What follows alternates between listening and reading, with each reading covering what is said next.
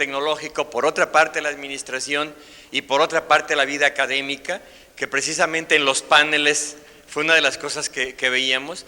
Entonces tengo, decíamos, el agrado de presentarles al maestro Tonatiuh Bravo, rector del centro universitario, donde nos va a hablar precisamente de estas vinculaciones entre los aspectos tecnológicos, la administración y la vida académica del centro universitario. Bienvenido, maestro.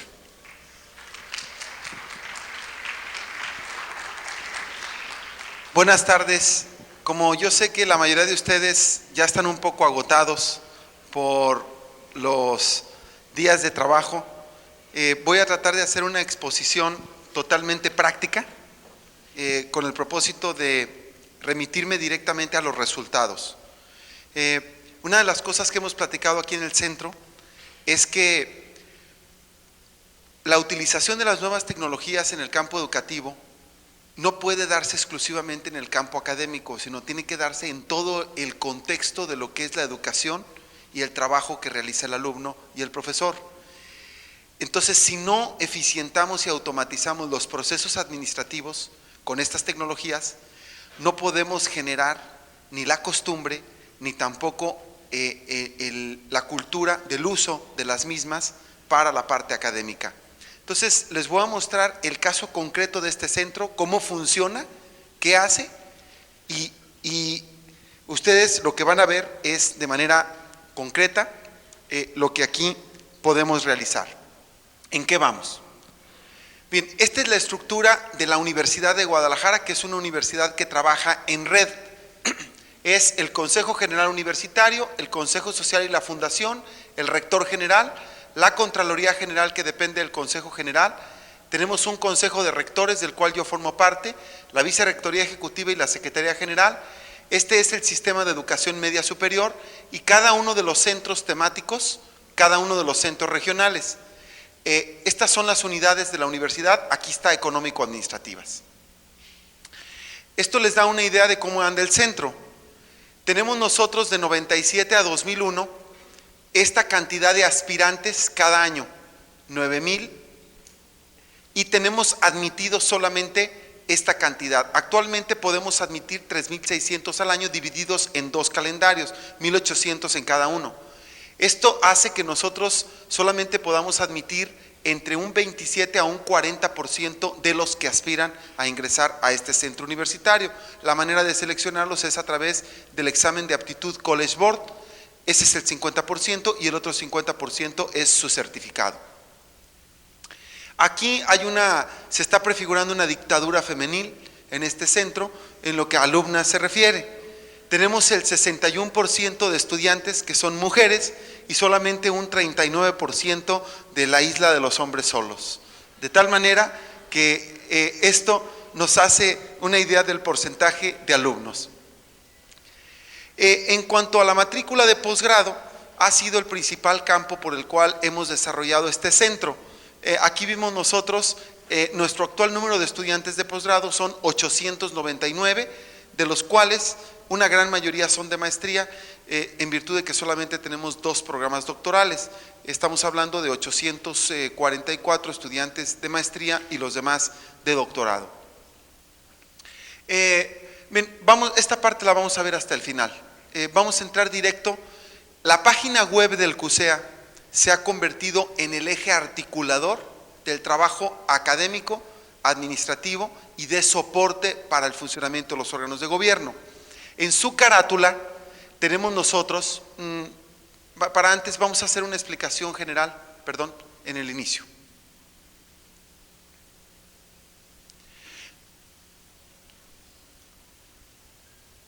Estos son los problemas de la tecnología, que cuando no la tenemos, no tenemos nada. Bueno, tenemos aquí un mensaje de bienvenida, también tenemos la versión en inglés con el propósito de internacionalizar. Ahorita que está aquí la Feria Internacional del Libro, tenemos un acceso directo a la Feria Internacional del Libro, precisamente en donde pueden ver ustedes el programa del día, y aquí se puede ver una conexión o una liga a todo el programa de la Feria Internacional del Libro, que los pone en contacto con expositores, sala de prensa, premios, eventos, etcétera. de tal manera pues que como esto es los anuncios de oportunidad, así le hacemos. Aquí tenemos una sección que se llama transparencia. Vamos a entrar a esta sección, dice cuentas claras sobre la auditoría a la Universidad de Guadalajara. La Universidad de Guadalajara el año pasado tuvo una controversia con el Congreso de la Unión, porque el Congreso de la Unión decidió auditar a la Universidad de Guadalajara y entramos a un debate sobre la autonomía universitaria, etcétera. Y esa auditoría terminó la primera parte hace 2 meses, de tal manera que si entramos aquí, vamos a ver qué observaciones hace la Contaduría Mayor de Hacienda a la Universidad de Guadalajara. Este es el oficio que nos manda el Contador Mayor de Hacienda, y si entramos al archivo que está aquí arriba, a este archivo, vamos a ver las 54 observaciones y recomendaciones que hace la Contaduría Mayor de Hacienda. Entonces, para nosotros la página web es una mecánica también de vinculación con la rendición de cuentas o la transparencia que debe existir de las cuentas que da la universidad a su comunidad. Este sí es un esfuerzo importante para nosotros en este campo. Bien, vamos a entrar ahora, vamos a continuar con la parte de la carátula general de la página web. Aquí tenemos a los visitantes distinguidos, aquí tenemos nosotros sobre información sobre este encuentro, que es, entramos al mismo y entonces ustedes tienen aquí toda la información de las sedes, los conferencistas invitados, los paneles, las mesas de trabajo, la inscripción, el costo, etcétera, para que todos los alumnos puedan estar informados del evento. Bien, y de las agendas. Vamos a ir ahora a la parte, aquí tenemos 2 partes, toda esta parte es la clásica del centro, sus objetivos, su ubicación, la misión de la universidad, del centro, etcétera. Aquí tenemos nosotros el informe de actividades último que presenté o que presenta la rectoría. Aquí vienen todos los aspectos del informe, hasta lo que es la parte del gasto universitario, la rendición de cuentas, la enseñanza incorporada, administración, extensión, intercambio, etcétera. Entrando a cada una de esas partes, los miembros de la comunidad universitaria tienen información respecto de lo mismo. Hay otra parte que es muy importante y también que es cuentas claras a los alumnos.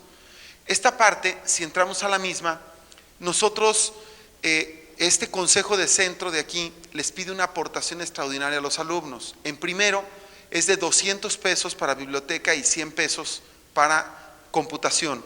A partir de segundo semestre la aportación es de 100 pesos para biblioteca, 60 para cómputo y 60 para laboratorios.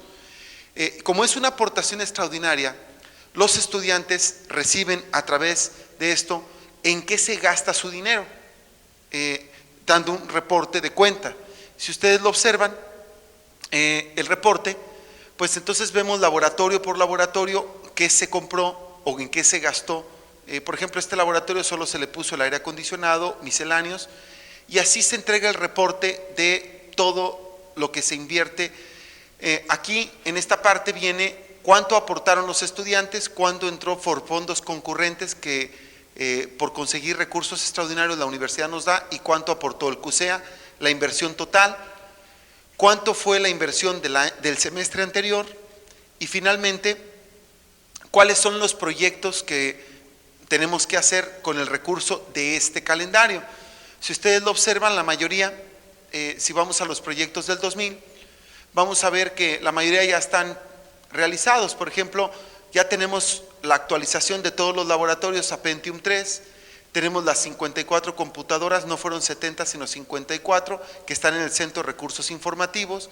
En lugar de 30 computadoras notebook para préstamo a los estudiantes, tenemos 65, y algo que está por hacer es hacer accesos a internet para que los puedan usar los estudiantes desde el jardín.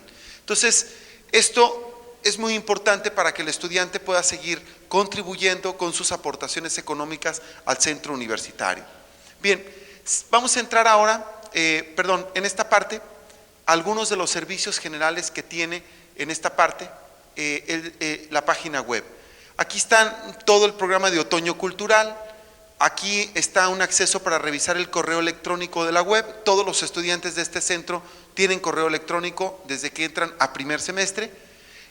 Aquí hay una manera de que suban su propia página los estudiantes o los profesores, sugerencias y comentarios. El programa de la Maestría de Tecnologías para el Aprendizaje que vamos a abrir en marzo, buscador de profesores, aquí hay un acceso a la biblioteca virtual y aquí en esta parte tenemos algo que entregamos a todos los candidatos a la gubernatura del estado de Jalisco. El 12 de noviembre tuvimos elecciones locales y si ustedes entran a esta parte, pues ahí pueden ver todas las propuestas de política pública en materia de economía y de administración que les dimos a los candidatos a ocupar la gubernatura. El número de visitantes de enero a la fecha es de más de 500,000, estamos sobre 600,000, pero la cantidad de visitas a las páginas web es muy superior. En un momento más ustedes lo podrán ver. Vamos a estructura y entonces lo que vamos a ver aquí es primero un directorio de todos los funcionarios de este centro. Vamos a ver, por ejemplo, al secretario académico del centro.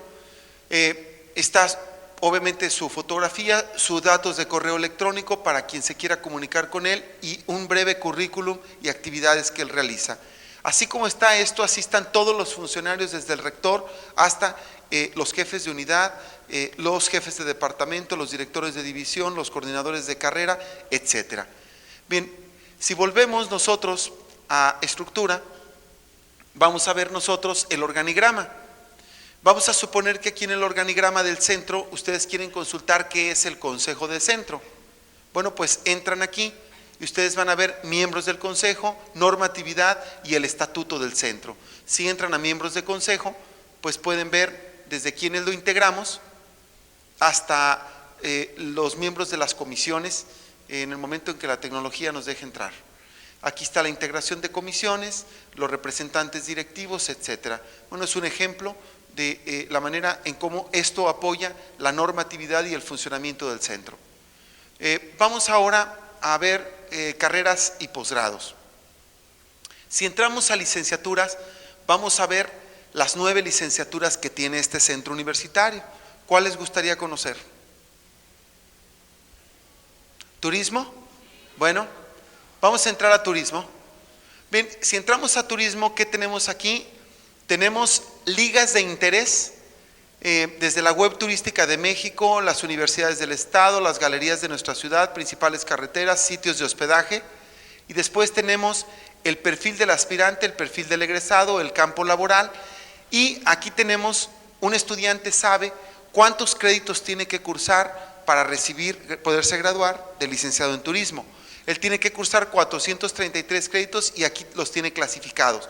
Pero luego después de esto, viene cada una de las materias de formación básica común. Por ejemplo, del eje de administración, viene el registro, la cantidad de horas prácticas y el valor en créditos de cada una de las materias.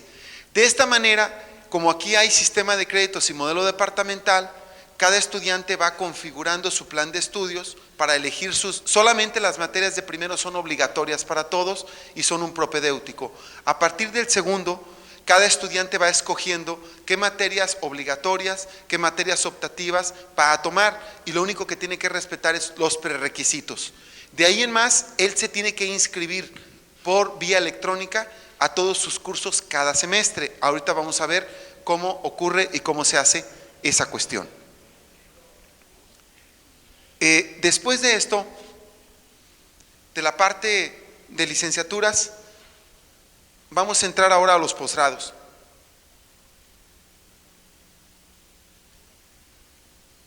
Bien, de mientras que reinstalan la energía, les puedo decir a ustedes que cada semestre hay una preinscripción que en este momento se está llevando a cabo para que los estudiantes nos digan cuál sería su demanda de cursos.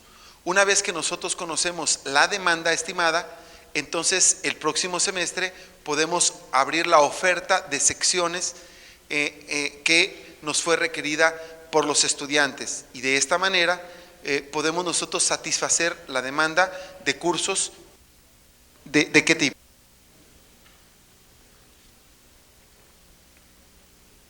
Bien, vamos ahora a entrar a posgrados. Vamos a entrar a alguno de los posgrados. ¿Cuál desean conocer? Hay 13 maestrías, 2 doctorados y algunas especialidades. ¿Planeación? Bueno, si entramos a planeación de la educación superior, entonces lo que aquí vendremos es los objetivos generales, específicos, perfil del aspirante, y luego vamos a ver el programa, el perfil del egresado, el plan de estudios, el propedéutico y los 4 semestres, los requisitos de ingreso y los requisitos para obtener el grado, y luego ya después, posteriormente, las fechas de convocatoria y todo lo que se requiere para inscribirse en el programa. Bien, así están todas las carreras y posgrados. Ahora vamos a ver investigación. Aquí tenemos todos los centros de investigación que hay en este centro universitario. ¿Cuál quieren conocer? Para la calidad y la innovación de la educación. Bien, entonces entramos aquí y tenemos el nombre del proyecto y responsable. Este se llama Globalización, Integración Económica y Educación Superior. La doctora Elia Marum Espinosa es la responsable. La línea de investigación es esta. Este es el objetivo. Tiene un avance del 55% y tiene financiamiento tanto externo como interno. Así como está este centro de investigación, así vienen clasificados todos los proyectos de investigación del centro, y por supuesto viene aquí el correo electrónico del investigador para que puedan comunicarse con él y puedan intercambiar puntos de vista respecto de su investigación, ¿verdad? Todos los centros de investigación, así viene la matriz de distribución de investigación. Bien, vamos a tecnologías para el aprendizaje. En tecnologías para el aprendizaje tenemos, por ejemplo, si el estudiante quiere conocer la infraestructura de cómputo, aquí entra. Vamos a suponer que quiere conocer los laboratorios de uso libre, en los cuales ustedes tuvieron sus talleres. Aquí viene la encuesta que se hace de cuántos estudiantes visitan cada uno de esos laboratorios para saber la demanda. Y si queremos entrar, por ejemplo, conocer el laboratorio de posgrado, pues aquí lo podemos conocer de manera muy práctica para saber qué servicios podemos recibir de ese laboratorio. Así están sistematizada la información de todos los laboratorios que ustedes han trabajado en los talleres. Vamos a suponer, y aquí también viene una especie de rendición de cuentas de los recursos con los cuales se compraron estos laboratorios. Vamos a suponer que queremos ver un poquito antes la segmentación del cableado de fibra óptica. Esta es una parte muy importante que nos dice qué tenemos que hacer de infraestructura para sostener más de 1,700 computadoras en red. Bueno, pues entonces si entramos aquí, cualquiera de ustedes puede consultar qué es lo que tuvimos que hacer en el proyecto de cableado de CUSEA. Vamos a verlo. Aquí tenemos la estructura del cableado que teníamos en el diagnóstico. Aquí tenemos cómo está operando actualmente. Aquí tenemos las necesidades de equipo.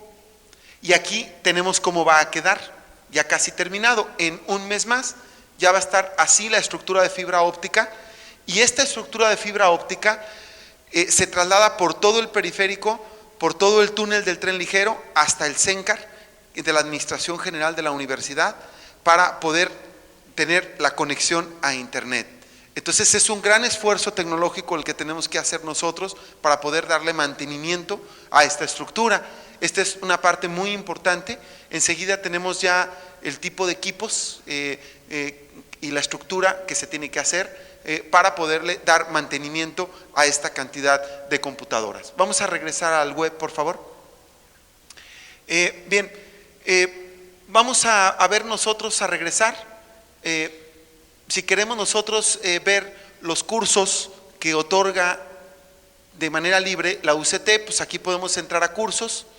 Y entonces aquí nos damos cuenta que estos cursos son de 20 horas, son los cursos que se requieren para poder accesar a todo el sistema de cómputo, y vienen también cuánto cuestan. Por ejemplo, cuestan 260 pesos cada uno de estos cursos, pero si son maestros o alumnos de aquí del CUSEA, se les da un 50% de descuento. Si son de otras partes de la universidad, se les da un 25% de descuento en estos cursos y las especificaciones, ¿sí? Vamos a ver a servicios académicos. Bueno, en servicios académicos tenemos becas e intercambio académico. Vamos a suponer que un alumno o un maestro quiere saber oportunidades de beca. Pues entra aquí y aquí tenemos la lista de universidades en las que un alumno puede participar en movilidad estudiantil o tenemos las oportunidades de beca organizadas con los requisitos que tiene que cumplir un alumno para poder accesar a esa beca. De esta manera, de manera permanente, el estudiante tiene información y el profesor respecto de las becas que puede él gestionar aquí mismo en el centro, ¿no? Después tenemos la unidad de servicios bibliotecarios con toda la información referente a la misma, el área de atención a estudiantes, la información del centro de autoacceso. Este centro de autoacceso ustedes lo pueden ir a visitar físicamente, ahí pueden tomar cursos autodidactas a través de internet o de CD de inglés, francés y alemán. También podemos entrar al centro de recursos informativos. Quisiera que entráramos, por favor, a la otra parte, a la de acceso, si es posible entrar al catálogo Aleph.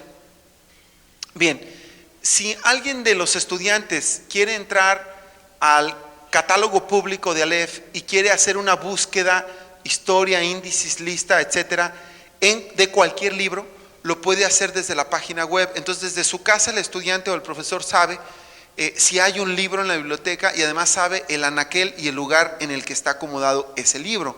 De tal manera que ustedes ven el autor, el título, la fecha, la clasificación y en qué lugar está ubicado el libro para que lo pueda buscar en la biblioteca. Aquí queremos desarrollar un siguiente paso y es poner los archivos de la bibliografía básica de cada uno de los cursos, de tal manera que el estudiante pueda consultar su bibliografía básica, pero ese va a ser un paso subsiguiente para poderlo realizar. Bien, vamos a regresar ahora a la parte de servicios. Bien, vamos a entrar ahora a extensión. En extensión universitaria tenemos nosotros la bolsa de trabajo. En la bolsa de trabajo tenemos alumnos que solicitan empleo o empresas que ofrecen empleo. Aquí un alumno que quiere conseguir empleo pone sus datos, ¿verdad? Y entonces las empresas que solicitan empleo puede ver los datos de él para ver si le satisface. Al revés igual, aquí la empresa que necesita a alguien pone el perfil del que requiere, el perfil del empleo que está ofreciendo para ver si hay algún alumno que lo pueda interesar. Bien, vamos a ver ahora. Tenemos aquí servicio social, unidad de difusión, vinculación, promoción cultural, deportiva, servicios médicos, atención psicológica, programa de apoyo a la competitividad de la pequeña empresa, despacho contable fiscal, servicio de egresados y brigadas del CUSEA. Bien, alumnos y profesores. Esta es la parte más usada por alumnos y profesores porque es por la que se accesa a la administración del centro. Entonces, si ustedes son alumnos de este centro, vamos a ver qué pasaría si ustedes son alumnos, cómo consultan, cómo se inscriben, cómo ven sus calificaciones, sin necesidad ya de ir con una secretaria o hacer filas o hacer colas, etcétera, ¿no? Entran a la parte que se llama SIAU para los alumnos. Entonces entra aquí. A ver, le vamos a pedir a una de nuestras compañeras edecanes que son alumnas de este centro, ¿quién nos puede facilitar su código y su NIP? Si no tienen inconveniente en que veamos sus calificaciones, etcétera. ¿Quién de los alumnos nos puede autorizar, por favor, su código y su NIP para hacer la consulta? ¿Ya hay? Ok. Ok, adelante. ¿Asiao?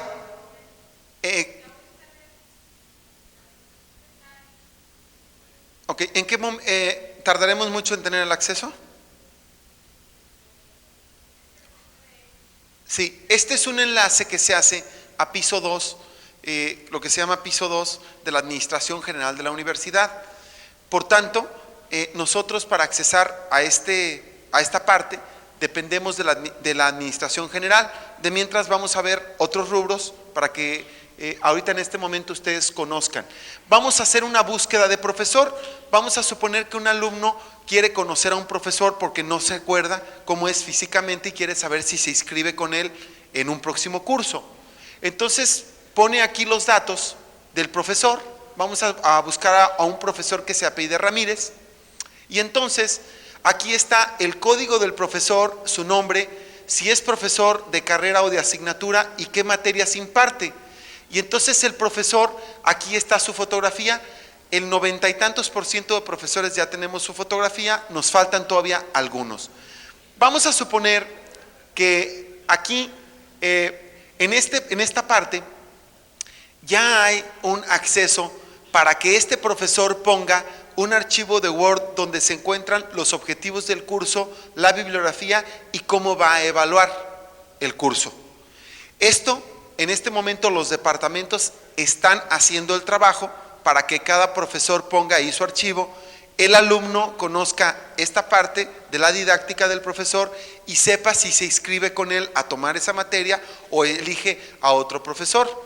Esa es la mecánica bajo la cual el alumno se inscribe y lo hace. Vamos a suponer que aquí tienen su página web los representantes estudiantiles, los delegados académicos. Vamos a suponer que queremos ver cómo se está desarrollando el catálogo de materias. Vamos a poner la clave de una materia de economía, que es quien tiene hasta ahorita ya más desarrollado este sistema. Entonces, al entrar al catálogo de materias, el alumno lo que va a ver es un abstract, una síntesis de lo que el curso es, para él conocer o darse una idea del contenido del curso y saber cuáles son los cursos que va a articular o va a armar en su programa del próximo semestre. Parece ser que también tenemos algún problema en acceso a esta parte. Bien, de mientras vamos a ver cuánto tenemos de accesos a la página web de uso en la estadística de la universidad. Si podemos entrar aquí a la parte donde podemos checar los reportes.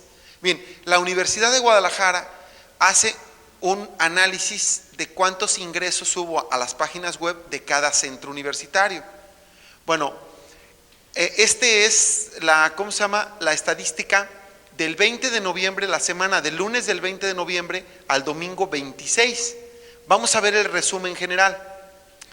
El resumen general, que no va con acento, nos lleva a ver que nuestro centro universitario es el centro universitario que más accesos tuvo en la página web en esta semana. Si ustedes observan aquí, el número de accesos que tuvo en una sola semana a sus páginas web es de 110,401. Esto nos dice la importancia, la pertinencia que tiene la página web y sus accesos para los miembros de esta comunidad. Tan tiene pertinencia que los estudiantes y los profesores les dan un uso intensivo, y esta es la razón por la cual así resultamos. Aquí está la estadística de las últimas semanas desde agosto en adelante de cada centro universitario, y este es el nuestro, es el centro universitario que ha logrado tener este liderazgo en esta materia. Pero bueno, por supuesto que ustedes ya han visto la infraestructura que se tiene y el esfuerzo tan grande que se hace en este campo, ¿verdad? Bien, vamos a volver a la parte de página web de CUSEA, a ver si ya tenemos un poquito más de ligero el acceso. No sé qué nos puedan decir. Aquí apenas está cargando. ¿O esperamos un momento más? Bueno, entonces vamos, ok.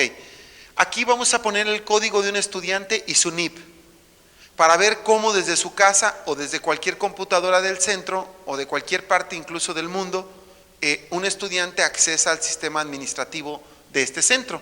Entonces pone su código y pone su NIP, que él mismo lo puede cambiar.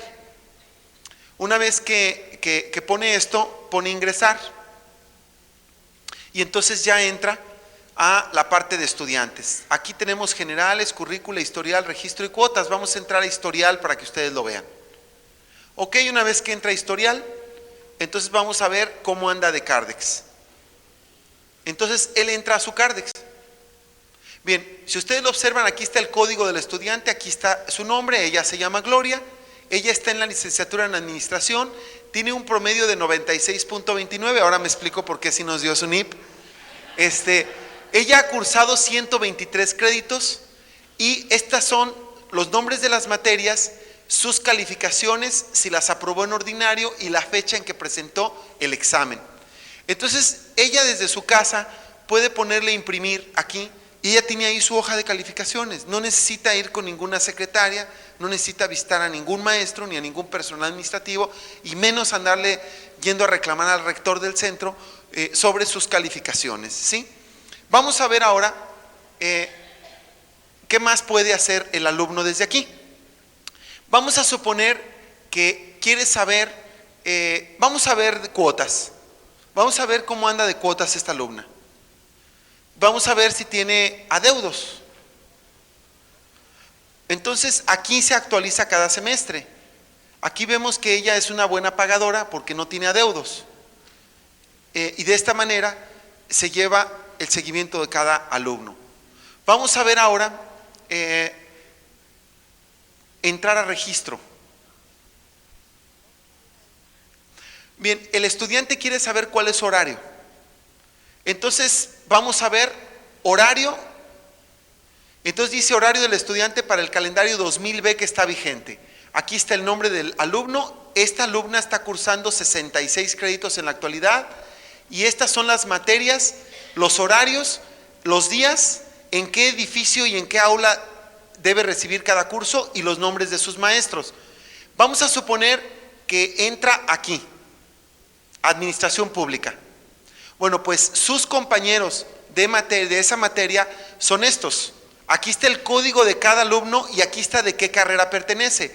Como es sistema de créditos, puede haber alumnos teniendo una misma materia de varias carreras. Pero vamos a suponer que esta alumna es su amiga, esta muchacha que se llama Anaísa Elizabeth, y ella quiere saber, esta muchacha, su horario.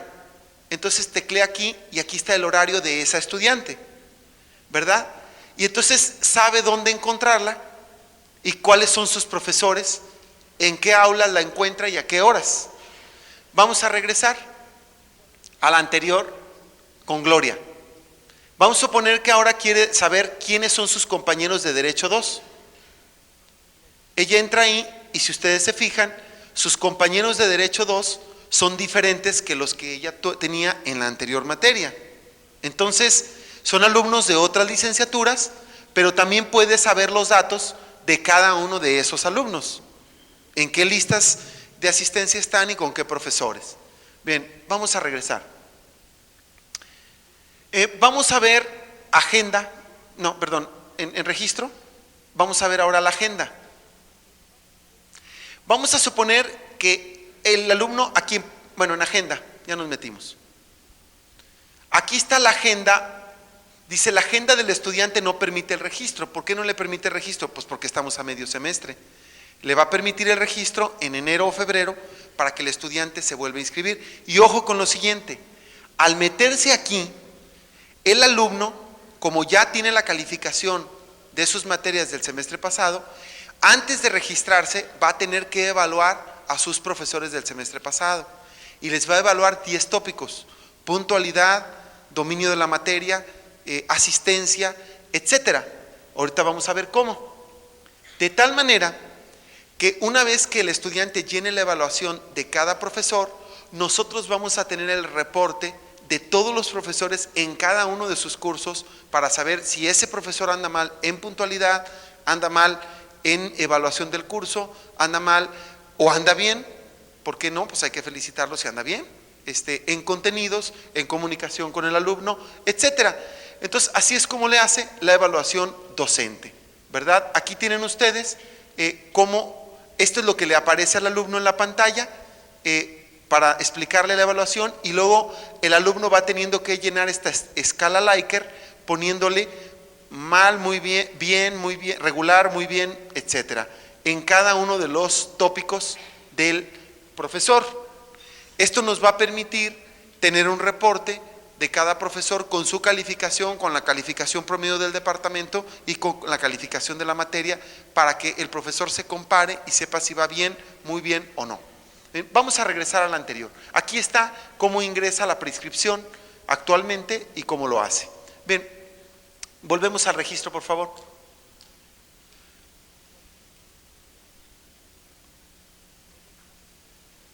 A la página oficial de nuevo. Ok, vamos ahora a regresar. Vamos a suponer que el alumno quiere saber, esta alumna quiere saber qué materias son posibles de cursar el siguiente ciclo académico para escogerlas. Bien, pues entra ahí le está seleccionando el nombre de ella y las de su licenciatura. Dice cuáles son sus cursos elegidos ahorita y cuáles son cursos potencialmente elegibles, para que él pueda escoger de esos potencialmente elegibles al próximo semestre e inscribirse y luego elegir de cada curso, ver cuáles profesores lo dan, a qué horas, y entonces elige el horario y también el nombre del profesor con el que lo quiere tomar. ¿De acuerdo? Todo esto lo hace por promedio. El sistema clasifica a los estudiantes por promedio. Entonces, tiene acceso, mejor acceso al que mejor promedio tiene. Y en ese orden se va gestando o se va generando la oportunidad de acceder. Bueno, pero ahora vamos a ver qué pasa con los profesores. Nos salimos de aquí y llegamos a profesores. Ven, aquí está el CIAU para profesores. Y entonces vamos a poner el código de un profesor y su NIP para ver ahora la parte de los profesores. ¿Qué hace el profesor?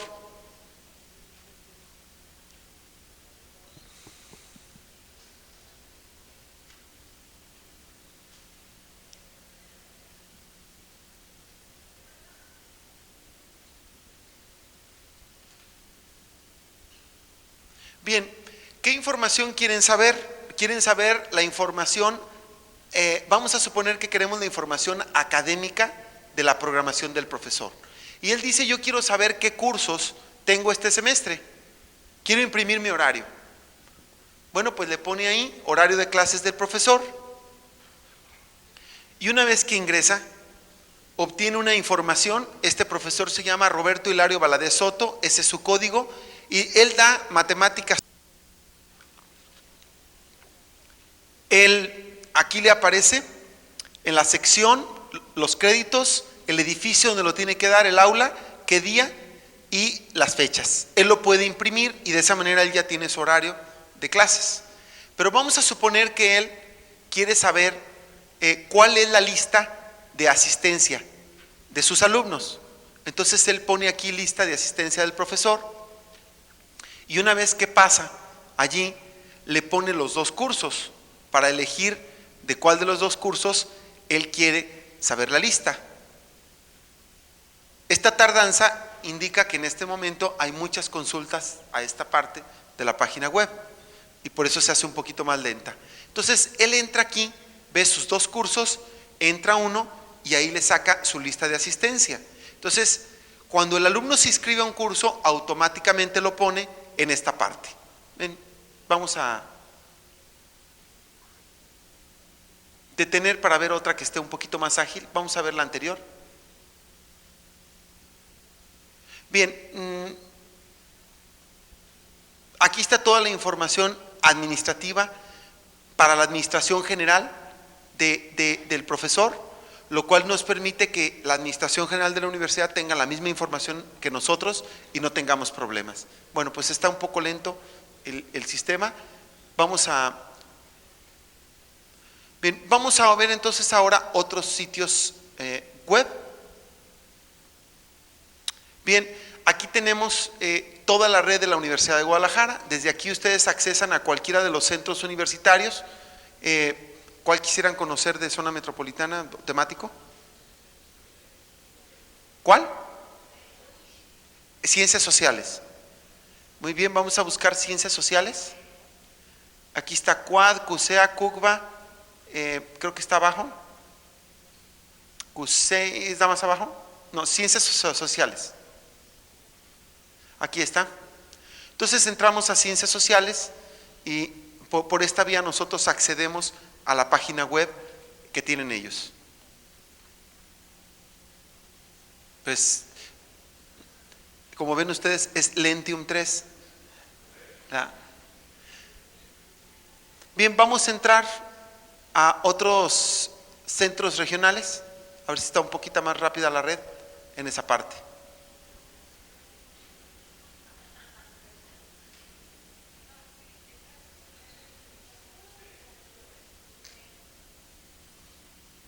Pues ni modo, es problema de hora de tráfico. A ver si los centros regionales están más despejados.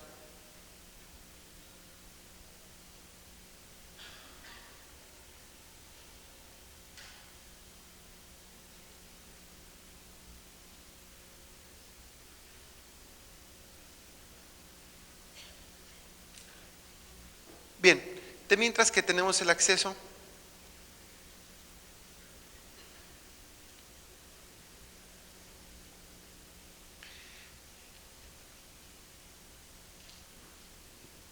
bien, si podemos cerrar todas para que se aligere un poquito la carga.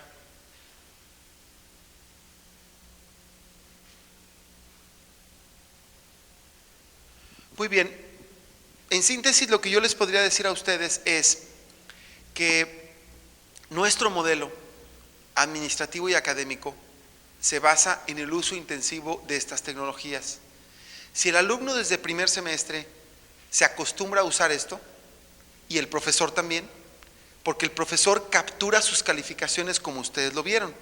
El profesor le pasa la lista de asistencia, él pone las calificaciones ahí y automáticamente se pasan a los CARDEX de los alumnos. No hay ningún intermediario, el profesor tiene su NIP y se garantiza el proceso. Si nosotros hacemos que para todo lo administrativo usemos intensivamente la tecnología, entonces va a ser mucho más fácil que el estudiante y el profesor lo usen también para la parte académica, lo usen como soporte y lo desarrollen. Quisiera terminar con la parte de los cursos en línea, el programa de estímulos a cursos en línea, para que ustedes lo conozcan, que es un programa que acabamos de sacar para otorgar un estímulo económico a aquel profesor que haga su curso en línea. Por supuesto que hay tres, dividimos en tres variantes los cursos. Aquellos cursos que son aquellos cursos que usan la tecnología solo como apoyo, otros que son mixtos y los que son enteramente en línea, que es mucho más difícil llegar a este punto y que bueno, es una preocupación del centro impulsar la parte de los contenidos académicos para lograr tenerlo. Bien, si podemos disponer del archivo de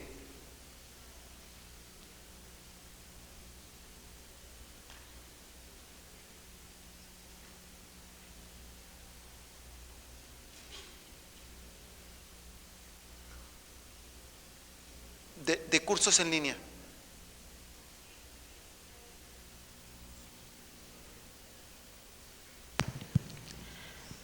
Señor rector, como ahorita tenemos así la red, por eso es que está lenta y ustedes pueden darse cuenta cómo está el asunto ahorita. Ahorita es hora de tráfico porque los chicos salen de clases y todo el mundo llega a los laboratorios, todo intenta usar y es la misma línea, pero cuando estemos así, pues entonces que va a ser el próximo año, ya no va a haber este tipo de problemas. No puedo mostrarle ahorita lo de los cursos en línea porque es un servidor que retoma muchos recursos de una línea de segmento y va a estar muy lento. Está bien. Bueno, pues en términos generales, solamente les quería comentar, esa es la combinación y muchas gracias por su atención, muy amable.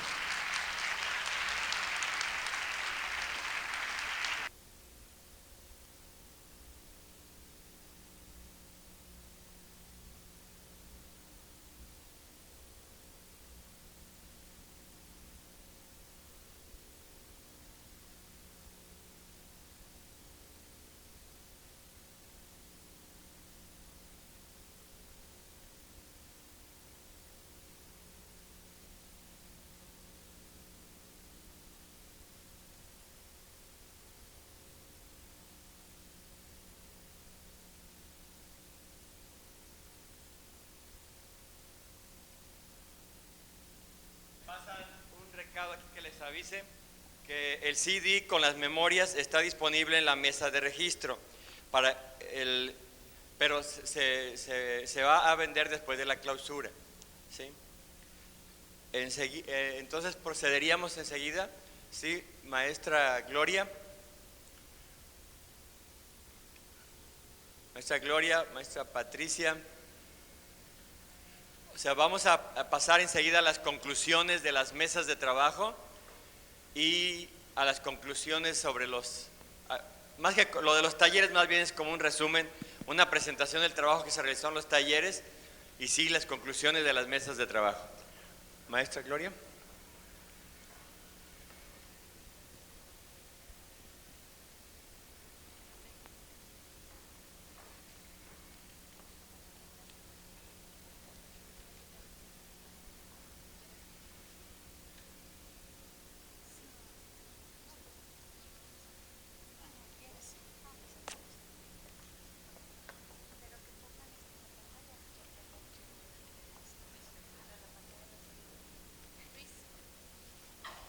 Luis, por favor, ¿nos puedes poner la pantalla? Gracias.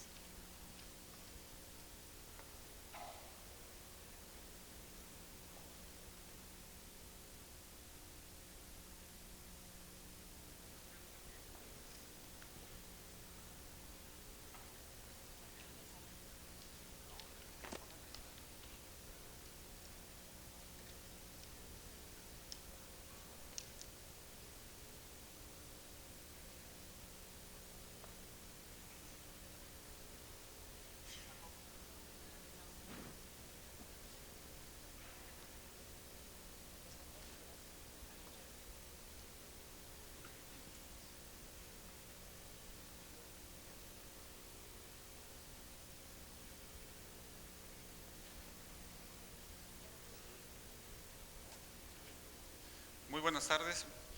Pues nosotros formamos parte del equipo relator y nos va a tocar presentar las conclusiones de las mesas de trabajo.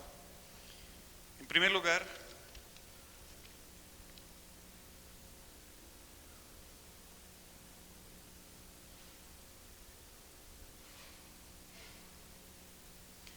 estas fueron las mesas que se designaron, algunas de ellas por el monto de el cúmulo de las ponencias presentadas, tuvieron que dividirse en 2 mesas.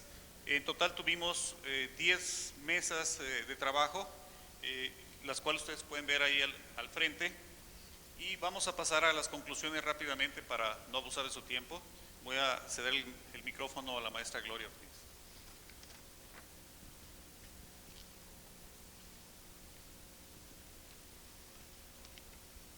Bueno, tratamos de agrupar en grandes categorías los asuntos que se estuvieron discutiendo, analizando y presentando en las mesas de trabajo. Una de estas es ambientes de aprendizaje. Como ya hemos visto, esta noción encierra múltiples elementos, únicamente estamos citando 5 que consideramos los más importantes y que fueron motivo de discusión.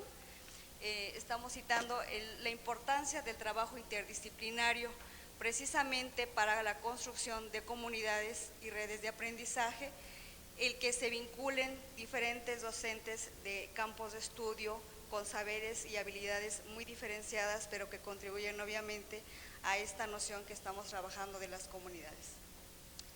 En relación a este aspecto también tenemos un elemento fundamental. ¿Cómo se van a vincular? Mediante un modelo pedagógico que dé sentido a su trabajo académico. Otra de las nociones sería, ¿qué sería lo que los vincula? La cooperación y la colaboración, que es un elemento importantísimo para saber compartir, para saber recibir y con esto ir construyendo y avanzando. Los elementos que sustentarían esto serían los otros que están ahí enunciados que ya se borraron, que serían en torno a la estructura, la infraestructura, que estaba citada en la lámina anterior,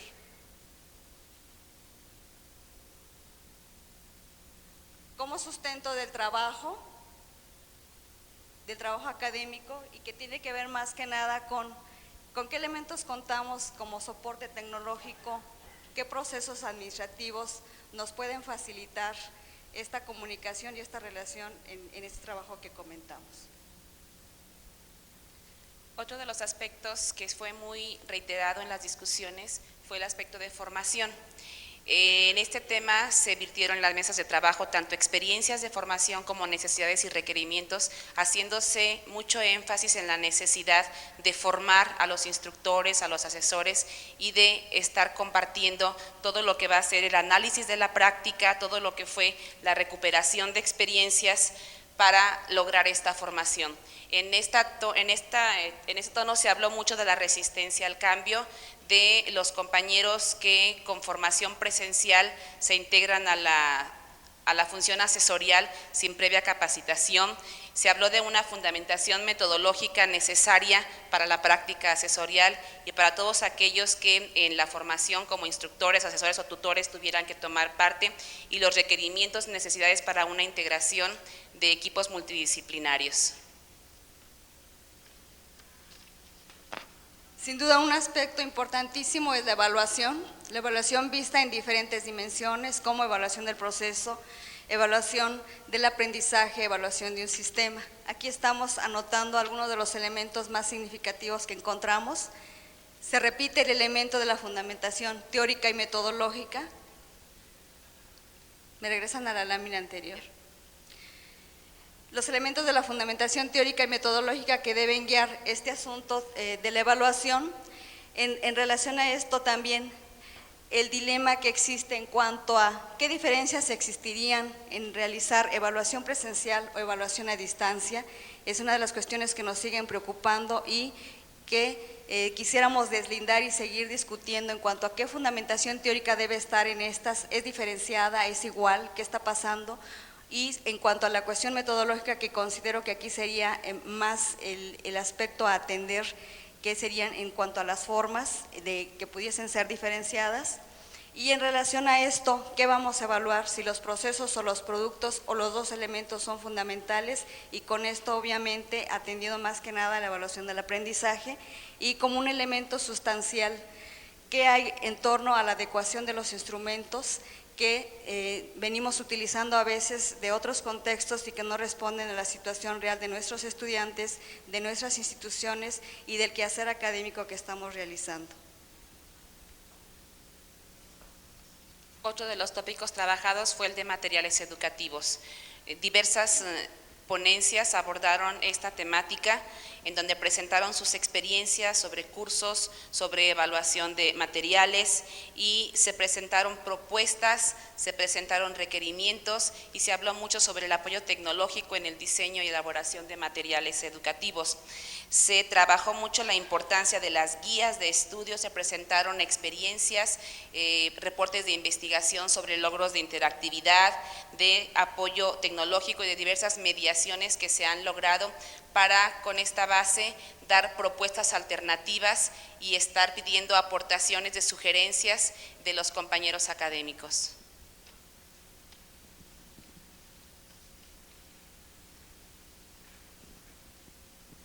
Sobre el estudiante, este tema fue muy comentado en todas las mesas. Se hablaba de un modelo en el que el estudiante toma el papel central, se hacía énfasis en la diversidad de medios y modos de aprender, en donde se hacía hincapié en los requerimientos cognitivos para el avance en los cursos, en las disposiciones, en la motivación, en la importancia del contexto. En este espacio se habló mucho de cubrir expectativas de los estudiantes, del contexto socioeconómico y cultural en donde se aplicaban los diversos modelos de formación.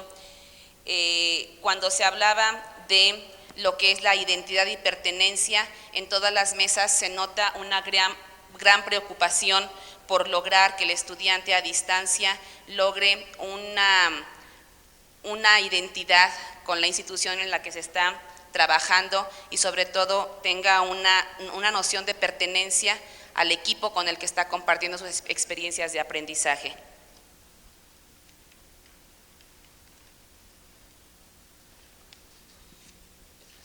Sí, queremos agradecer a los países participantes que están por aquí enumerados y también a las instituciones de las cuales ustedes son representantes. Si gustan, darle por favor.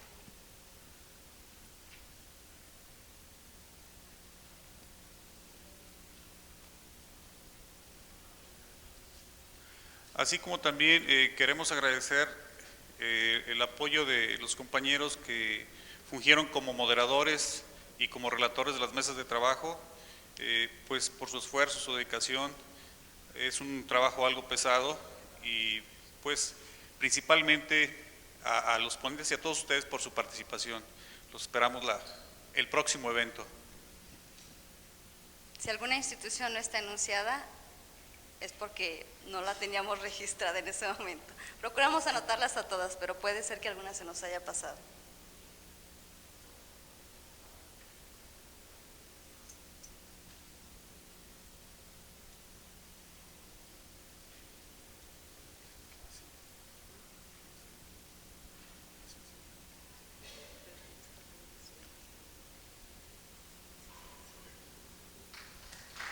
Gracias.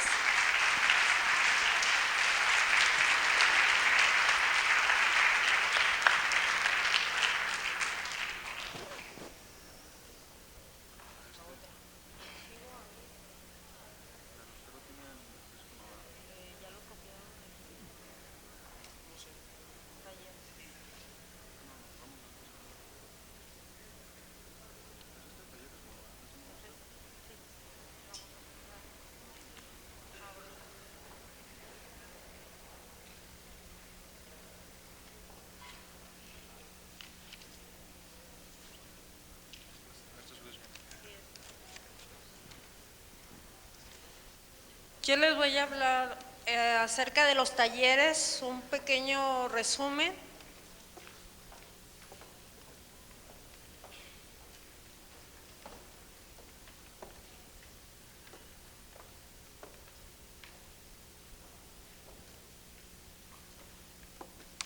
Hubo un intercambio de experiencias y opiniones en donde todos aprendimos de todos. Sensibilizamos al respecto al temor y la resistencia que infunde la tecnología. Casi la mayoría de los maestros le tienen miedo a las computadoras y a los aparatos nuevos para no echarlos a perder, ¿verdad? Nosotros lo que tratamos de hacer es quitarles un poco el miedo, ¿sí? Promover un cambio de actitud frente a la tecnología y a la comunicación. También fomentar el trabajo en equipo para iniciar comunidades y redes de aprendizaje entre todos los participantes.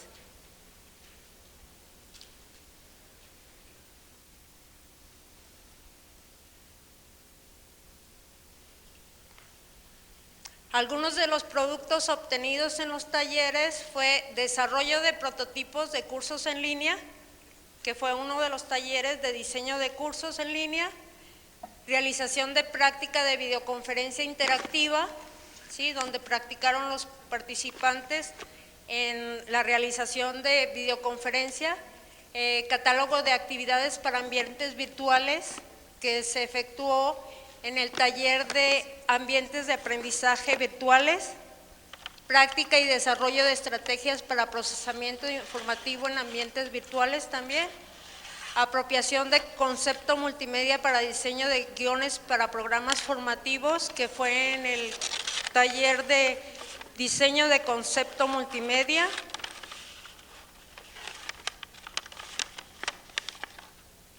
Vivencias y reflexiones sobre los principios básicos de la asesoría en línea. Y el nombre de los talleres, que todos lo saben. Si alguien tiene algún comentario acerca de los talleres, nosotros vimos por lo general que toda la gente estaba muy contenta.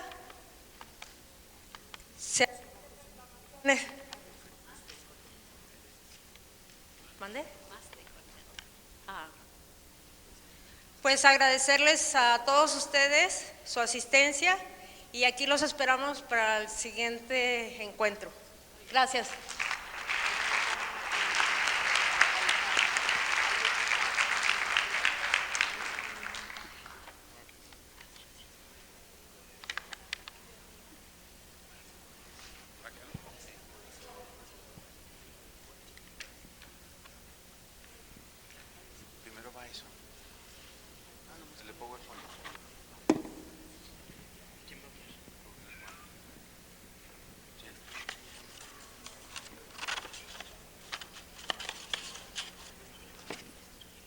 ese momento ambas cosas, y eso hace que la investigación educativa siempre tenga un carácter sobre todo aplicado, ¿no? Es una característica inherente casi al tipo de investigación que realizamos.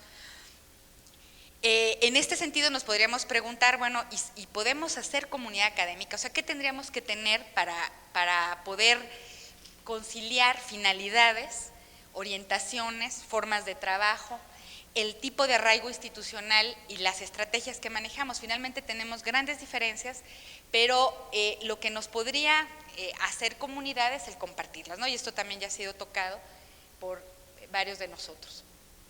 ¿Desde qué paradigmas estamos desarrollando investigación? Esto también tiene que ver con el ejercicio aplicado a estos 12 proyectos y a lo que se puede revisar en algunas compilaciones o estados de la cuestión en los que la educación a distancia aparece, a veces como un subtema de otros, ¿no? A veces como el gran tema, y esto, por ejemplo, creo que es relevante si observamos una especie de, bueno, la metáfora sería como de las matruscas rusas, ¿no? Las muñequitas que se meten unas en otras, o las cajas chinas.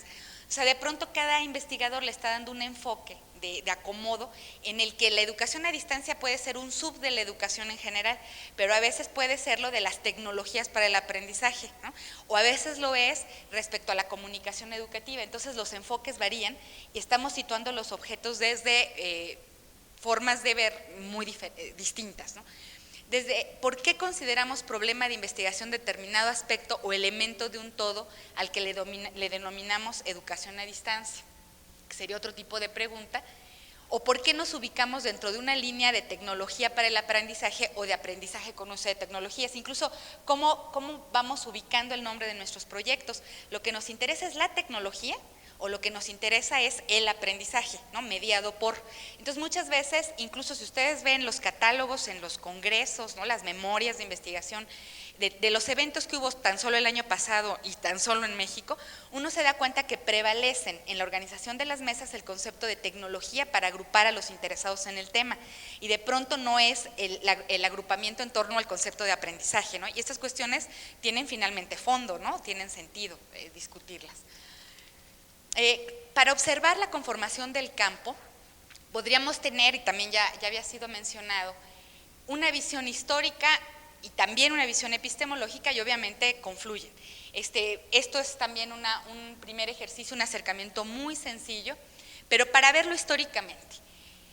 El primer momento que podríamos distinguir en los proyectos de investigación en torno a la educación a distancia tuvo que ver con reconocer con situaciones problemáticas dentro del campo de la educación, como podría ser la poca cobertura o la deserción escolar o la marginación educativa, etcétera, o sea, cualquier tipo de problemática que llevó al planteamiento de la modalidad alternativa, ¿sí?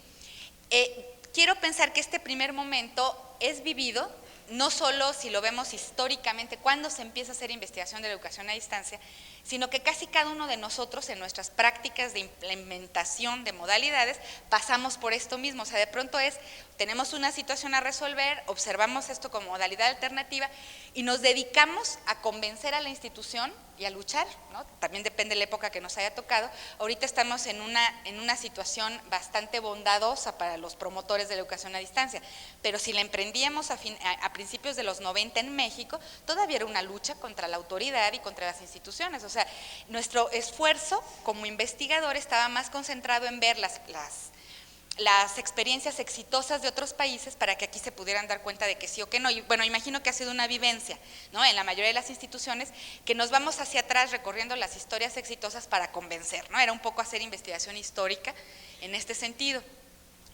El segundo momento que podríamos reconocer tiene que ver más con la legitimación de la modalidad, que es una especie de defensa, ¿no? Y entonces empiezan estos estudios comparativos que también ya señalaba Martín. O sea, finalmente tenemos un poco el modelo de la escuela convencional y la intención de hacer el comparativo con las modalidades no convencionales. Muchas tesis, muchas investigaciones trabajan desde esta perspectiva. Veríamos en todo caso que los parámetros y criterios del comparativo casi siempre vienen de la convencional. Entonces la gente suele preguntarse si es más efectivo o no, ¿no? Si la gente, si las evaluaciones tienen el mismo rigor o no, si la gente se siente bien protegida o ambientada o no, pero siempre con los criterios y parámetros de la modalidad escolar generalmente, ¿no? ¿Cuál sería el tercer momento entonces? el de ir arribando, como vemos también investigaciones, en donde ya hay problemáticas reconocidas como específicas de las modalidades, ya no desde la perspectiva de la comparación, no necesariamente, sino pensando en lo que le es inherente, y que pueden tener que ver con los procesos justamente de implantación de las modalidades. Y entonces empieza a haber este tipo de proyectos distintos, ¿no? Sobre los procesos de implantación, seguimiento sobre eso, problemáticas específicas, problemas inherentes a la modalidad o conceptos, categorías propios de las modalidades. Aquí hemos escuchado desde que inicia el encuentro una gran variedad de ellos, ¿no? Hablar, por ejemplo, de autogestión, como es el caso de proyectos que están dentro del seminario de las compañeras de la UNIVA, o hablar, por ejemplo, de autodidactismo, estudio independiente, hipertextualidad, o sea, conceptos que van siendo de otros campos, pero que son atraídos acá o que se gestan dentro del mismo campo, ¿no? Para nombrar cosas ya de manera diferenciada. El cuarto momento supondríamos que tendría que ver con consolidar un campo y siguiendo la misma pregunta, bueno, ¿qué se requiere? A lo mejor no estamos hablando, el campo lo vemos fragmentado si vemos que hay como todos estos momentos vividos en un mismo espacio, o sea, seguramente muchos de nosotros estamos en cualquiera de las posiciones o si revisamos las memorias, hay muy poca homogeneidad, digamos, en las búsquedas, ¿sí? Que no necesariamente queremos buscar homogeneidad, también ya se decía, pero sí decir cómo ubicamos ese mapa, ¿no? O esa diferenciación en relación a qué estamos buscando. Pareciera que podríamos empezar a ver esta cuestión de la diferenciación paradigmática, para poder reconocer, bueno, hay educaciones a distancia diferentes, modelos distintos que se proponen en cada uno y cómo esto va haciendo cada vez la investigación más compleja, ¿no? Finalmente, aquí también habría que ver si los principios a los que estamos orientando la búsqueda son a buscar la calidad educativa y si esta calidad tiene que ver, como también ya se mencionaba, con los procesos educativos en general y no solo para las modalidades no convencionales y evidentemente para ver las nuevas problemáticas. Entonces pondría yo acento ahorita en lo que se refiere a nuevas problemáticas. ¿Cuáles son estas? Explicarnos la educación a distancia con los conceptos acuñados en décadas pasadas sigue siendo útil para la parte operativa, pero tendríamos que cuestionarnos si estamos ya con una visión que reconoce los problemas, algunos, ¿no? En este caso evidentemente no es una lista exhaustiva, sino la mención de algunos de los problemas que ya son condición del contexto y del futuro, de los que estamos viendo como contexto futuro, y las preguntas en investigación y educación a distancia, hasta dónde se están acercando este tipo de preguntas, ¿no? Estamos conformando sociedad del conocimiento, cómo estamos apuntando hacia allá, cómo estamos, por ejemplo, incidiendo en la reconfiguración de campos profesionales o no, o sea, pareciera que estas cosas se investigan, pero son muy pertinentes al campo de la educación a distancia como preguntas del mismo campo, ¿no? Entonces habría que ver cómo las estamos planteando o estas cuestiones del aprendizaje colaborativo, la multiculturalidad, etcétera. Habría una gama de problemáticas que son más del futuro, digamos, ¿no? Y cómo las estamos incorporando en nuestras reflexiones. Epistemológicamente también tendríamos entonces la necesidad de ubicar estos mapas viendo paradigmas desde los que se investiga, y yo solo mencionaría algunos, ¿no? Por ejemplo, ¿cómo notamos en los proyectos el énfasis hacia la información o hacia la comunicación? O sea, ¿hasta dónde? Por ejemplo, ese es uno de los tantos ejes discutibles para ubicar proyectos en el campo de la educación a distancia, o los énfasis psicológico-pedagógico. No queremos decir que forzosamente se tengan que situar en uno u otro polo, muchas veces están combinándolos, ¿no? O combinan más de uno de esos ejes. O si tienen énfasis tecnológicos, en este caso podrían ser énfasis tecnológicos en lo administrativo, tecnológicos en los aparatos, tecnológicos en los contenidos, en los materiales, etcétera. Entonces, ¿cuál va siendo esa visión y cuáles son entonces también los objetos de investigación prioritarios? Aquí, por lo menos en la pequeñísima muestra de la que les hablo, tenemos una gran diversidad. Hay quienes se enfocan a los sujetos, ¿no? Quienes se enfocan a los procesos, administración, formación, información, a quienes se enfocan a métodos, estrategias y técnicas, ¿no? A las relaciones interpersonales o a las tecnologías per se, ¿no? ¿Qué implicaciones tienen estas diversidades? Bueno, finalmente yo creo que más que nada lo que nos da es una tarea para quienes queremos o estamos en pro, digamos, de formar este tipo de comunidad para consolidar.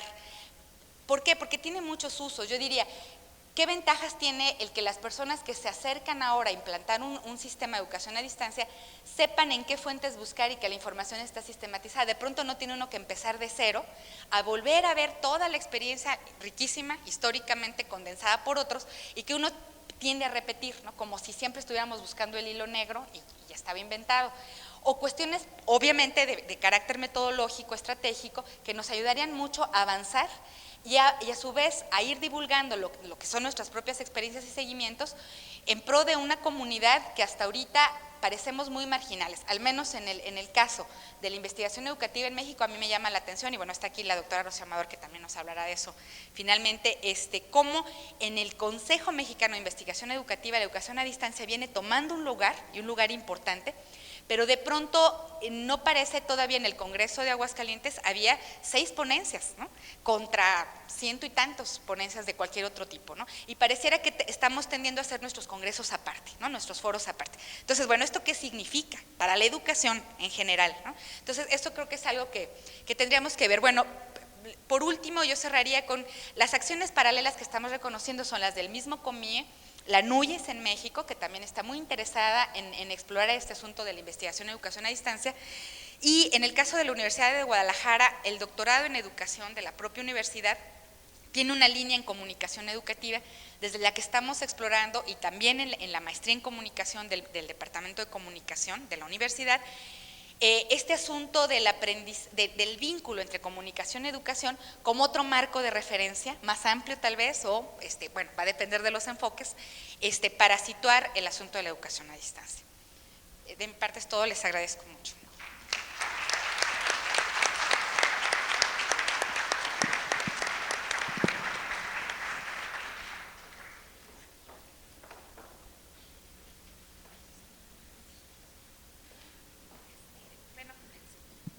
Tendríamos alrededor de 5 minutos por si tienen alguna observación, pregunta, básicamente para dar tiempo realmente a respetar la cuestión del horario de comida, y que puedan ubicar sus mesas de trabajo como se había planteado hace un ratito, que luego ya lleguen a las 4 con más seguridad al espacio. Entonces, no sé si alguien tenga algún comentario, alguna pregunta que hacer a los que pusimos en el panel.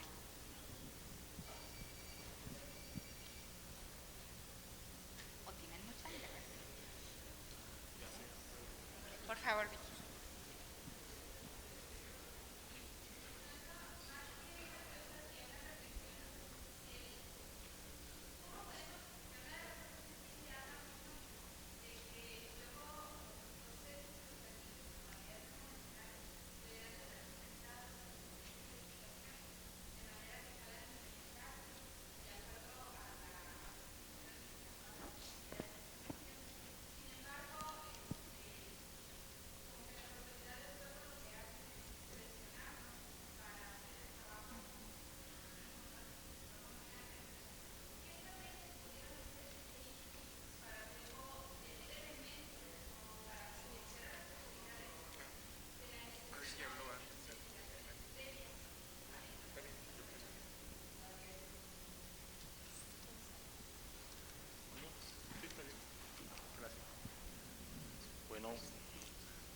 En esta cuestión yo no voy a plantearle la solución ideal, maestra. Un punto de vista solamente al respecto. En la experiencia que hemos tenido en las universidades, en las instituciones educativas en general, lo que se nos pide más que investigaciones son el equivalente a proyectos de factibilidad, proyectos parecidos a los proyectos de inversión que se hacen en economía o en administración. Entonces, va a ser factible que se dé tal o cual proyecto, hay gente que lo quiere realizar, etcétera. Lo hacemos cotidianamente en la universidad cuando vamos a crear un nuevo plan de estudios o estamos reformando un plan de estudios. De hecho, ahorita estamos pasando por ese momento. La cuestión de la experiencia en mi universidad es la siguiente. Hemos construido alrededor de este asunto la necesidad, por un lado, hay compromisos con FOMES, hay compromisos con PROMEP, que son organismos que financian la educación superior, con ANUYES en cierta medida también. Entonces, estos compromisos se están realizando en las instituciones y particularmente en las escuelas de mi universidad a partir de 8 proyectos de investigación. Entonces, se asumen por las escuelas 8 proyectos. Por ejemplo, Está el programa institucional de reordenamiento de la oferta educativa, que lo comentamos en el seminario aquí. Es un proyecto masivo, mi universidad tiene más de 100.000 estudiantes, para darnos una idea, y más de 6.000 académicos, en la cual cada escuela se encarga de uno de los 8 proyectos y nombra un profesor. Entonces, nosotros somos asesores de ese programa y formamos al profesor en ese proyecto de investigación. Entonces, a partir de ese proyecto de investigación se integra posteriormente y se plantea la posibilidad institucional ya de cambio en el plan de estudios. Entonces, ¿qué hizo el profesor?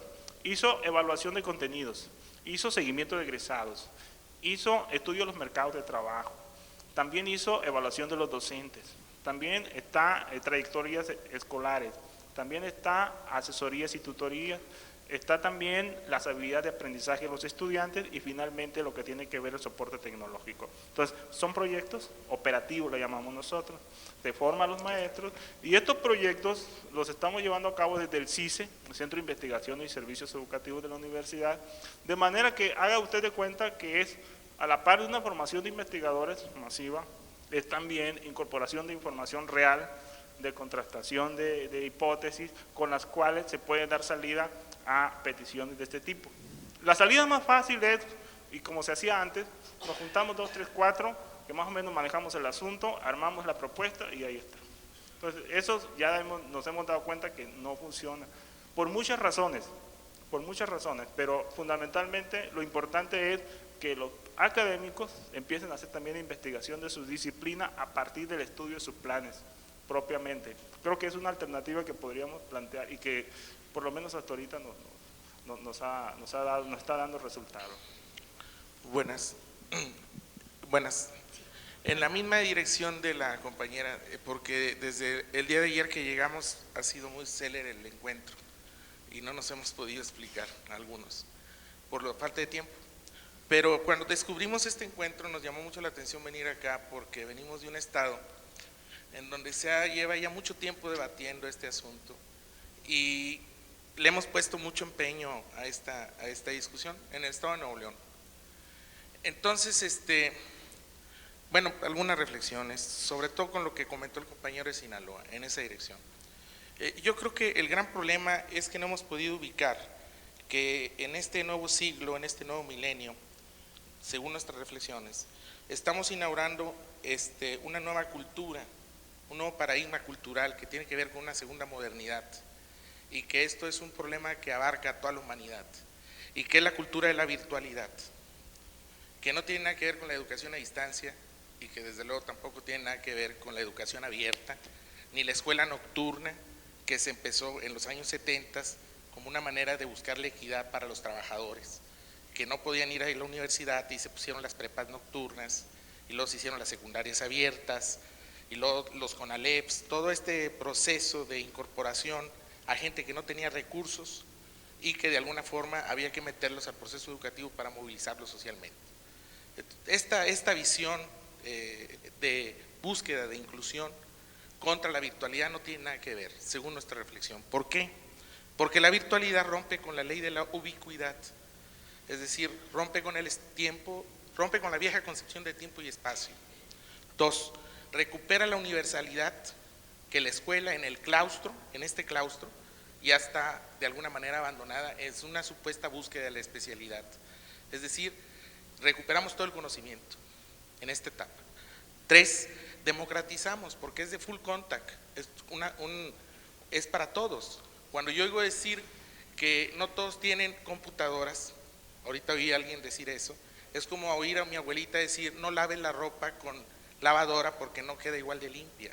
Es decir, todo el mundo sabemos que vamos a terminar teniendo computadoras todos. ¿Por qué? Porque esa es la tendencia, la megatendencia lo ha demostrado que ahorita las computadoras se han abaratado y que van en un proceso de rápida suplantación tecnológica de Pentium 2 a Pentium 3, de 386, 286, 486, los procesadores, todo lo demás. Quien está en esto lo sabe y sabe que se han ido abaratando las laptops, todo el proceso de la instrumentación. Y por último, la polivalencia, que es el problema de que ya no podemos formar universitarios que tengan un solo título para que sirvan para algo. Es decir, estamos abrigando ahora la necesidad de generar universitarios que sirvan para varias cosas, no nada más para una. Y este es un problema que tiene que ver con la universalidad y con el abatimiento de la supuesta especialidad que veníamos dando en las universidades. Esta visión virtual contra la visión convencional de claustro, que tiene que ver con la especialidad, con la antidemocracia, porque no todo el mundo puede venir a estas universidades y pagarlas, con el asunto de que se especializan en algo, en un currículum cerrado, que no pueden interconectarse con otros, es yo creo que lo fundamental del debate. Y ahorita el problema que tenemos es que quienes han tomado el discurso de la virtualidad, en realidad no lo ejercen. Ejemplo, el TEC de Monterrey. En este país se empezó a discutir reciente con la transición que hay 26 millones de gentes en las escuelas y 45 millones de gentes están fuera de las escuelas. Este es el problema de México. En México hay 35 millones de gentes que no están en educación básica, que no la han terminado en primaria, y hay 10 millones que terminando la secundaria no se han podido incorporar al aparato económico y productivo. Esto está reconocido. Y hay 26 que están en el juego y 45 que están fuera del juego. Y cuando hablamos de virtualizar la educación, inmediatamente sale de la fuente, es el rector de la UNAM, salen los fundamentalistas, que ya oí ayer a varios de ellos, que empiezan a decir que esto no es correcto. Y que esto no es correcto, ¿por qué? Porque la visión que se tiene de la virtualidad, como ahorita no se ha podido apropiar por parte de la gente que tiene necesidad de poder incorporarse a la era del conocimiento, se dice que eso nunca les va a llegar, y eso es falso. Eso es falso según mi visión, y yo creo que lo que veníamos nosotros a buscar acá, que aún no encuentro, espero que me ayuden, o nos ayudemos todos, como dijo usted, es entrarle a una discusión más de fondo que tiene que ver no con necesariamente buscar, ¿cómo les diré? Cómo poder ideologizar lo que es algo libre. La tecnología no tiene ideología y no se vota. Bueno, a mí me da mucho gusto cerrar el panel con una participación tan provocadora, porque justo puede ser muy polémico y nos muestra los distintos enfoques y las posiciones desde las que se podría abordar esto. Yo les invito, la lista del seminario está ahí, ojalá que lo encuentren como un buen espacio para armar este tipo de discusiones, y por supuesto al calor de las copas en el cóctel de hoy podemos continuar. Les agradezco mucho y nos vemos más tarde.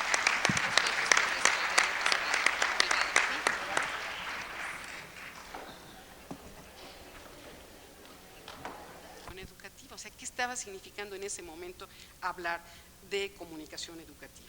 Las funciones educativas y culturales de la radio, que como les decía, en ese momento todavía había un gran impulso a la radio como un medio educativo, la televisión, el video, la computadora, etcétera, a las que ya no voy a hacer más énfasis en ellas. Cuando concluimos nuestro estudio de la década de los 80, nos planteamos cuáles habían sido, si no conclusiones, porque es difícil hablar de conclusiones, habiendo hecho un recorrido por los distintos niveles educativos en los que se estaban utilizando la computadora, como decía, desde la educación básica hasta la educación superior, y cuáles eran los fines y los medios y las metodologías utilizadas dentro de estos proyectos, sacamos algunos elementos o ítems sobre los cuales todavía continuaba una problemática a vislumbrar a la siguiente década, que es la década de los 90. Entonces, seguimos con el problema de la delimitación y conceptualización del campo temático y los objetos de estudio. La profundidad en el análisis de las perspectivas teóricas y metodológicas de la investigación reportada. El reconocimiento de instituciones y autores que desarrollan investigación y que seguramente no fueron incluidos porque no estaban en las fuentes de información fundamentales a las que nosotros habíamos accedido. La necesidad de incorporar nuevos paradigmas teóricos y metodológicos que hay en otros campos, pero que no han sido considerados en este campo de la educación y las nuevas tecnologías. Establecer un número más amplio de categorías de análisis que nos permitieran cubrir campos que nosotros no habíamos contemplado en un primer momento, y sobre todo tener una visión prospectiva para el análisis de la propia investigación. Con esto concluimos la década de los 80. Y bueno, he de decir que para fortuna mía, en este nuevo periodo de investigación, el COMIE vuelve a abrir esta convocatoria para hacer los estados del conocimiento de 40 temáticas diferentes sobre la educación. Planeación, historia, filosofía, metodología, pedagogía, etcétera. O sea, son 40 campos de los cuales yo represento un solo campo, que es el campo de la investigación en medios y nuevas tecnologías. Teniendo presente este antecedente, esta experiencia de elaboración del proyecto, pues iniciamos justamente el nuevo estado de conocimiento con otra visión y con otras condiciones. Y que yo digo que en este caso es muy interesante reflexionar cómo la innovación y la convergencia tecnológica que han impactado las prácticas de lo real, también han impactado definitivamente el desarrollo de la producción de conocimientos, del almacenaje de conocimientos, de la distribución o difusión y bueno, la aplicación, consumo, recepción, como gusten llamarle, del conocimiento que se produce. Entonces, bueno, todo esto ha transformado. Entonces, lo que primero que nos planteamos fue ya no trabajar, y por condiciones diferentes, a partir de un solo grupo que está en un solo lugar y que todos éramos miembros del mismo equipo. Pero bueno, era una condición extraordinaria que había hecho que trabajáramos así. En este momento, cuando tenemos un año para elaborar este informe, lo primero que pensamos es que si el informe tendría una cobertura nacional de investigación, lo primero que teníamos que hacer era ubicar a los expertos, estudiosos, conocedores, interesados de la temática en las regiones representativas de nuestro país y a partir de las regiones en las ciudades o instituciones estratégicas también por el grado de desarrollo, tanto en la cuestión de innovaciones tecnológicas educativas como en la investigación. Hasta el momento hemos constituido esta nueva red de investigación aproximadamente unas 20 personas que se ubican desde Baja California, Sonora, Tamaulipas, Monterrey, Guadalajara, Veracruz, Villahermosa, Tabasco, etcétera. No soy exhaustiva en ese sentido, pero quiero decirles que ya es una red de investigadores que están ubicados en cada lugar. ¿Y por qué?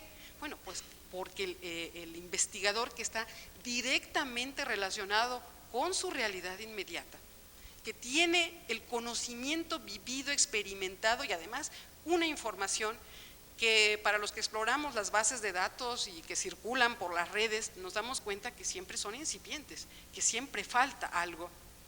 Entonces, ¿qué mejor que aquel experto que desde su institución, desde su localidad, puede proyectar y reconocer toda la investigación en este campo? Para no irme ya tomando más tiempo del que seguramente me queda muy poco, bueno, haría el primer reconocimiento aquí, que es al maestro Manuel Moreno Castañeda, que es el representante de la región centro-occidente, junto con la maestra Lourdes Feria Basurto de Colima. En la región noreste, que está también aquí presente, el doctor Pastor Angulo Martín, que es de la Universidad Autónoma de Sinaloa, y tal vez estoy señalando a los presentes porque hay muchos ausentes y que, bueno, son gente reconocida. La región del sur-sureste con Roselena García, que también está presente, Hilda Bustamante por parte de la UNAM, a la maestra muy conocida por todos nosotros, que es Patricia Ávila Muñoz del ILSE, porque habría que agregar, y estoy perdiendo un elemento muy importante, es el análisis comparativo que vamos a hacer entre la producción nacional y la producción latinoamericana. Entonces, bueno, hemos comenzado el trabajo sobre la investigación que se ha desarrollado también durante la década de los 90 de los distintos países de América Latina. Aquí yo reconozco públicamente, y esa es la gran fortuna de decir, no es mi trabajo, no soy yo, aquí somos 20 y que cada uno expertos en distintos temas, como en el caso que estoy mencionando de Patricia Ávila, una gente en contacto directo con América Latina, podrá contribuir justamente pues con toda la experiencia y el conocimiento que tiene en este campo, aunque no lo va a hacer sola. Estaremos todos trabajando los distintos países sobre este tema. Por terminar, nada más diría que los objetivos fundamentales de esta invitación a esta investigación, pues es justamente recopilar, seleccionar, sistematizar toda la producción generada en este campo, tanto productos impresos como digitales. Queremos analizar esta información en función de los niveles educativos a los que se está refiriendo esta investigación. Queremos destacar los marcos teóricos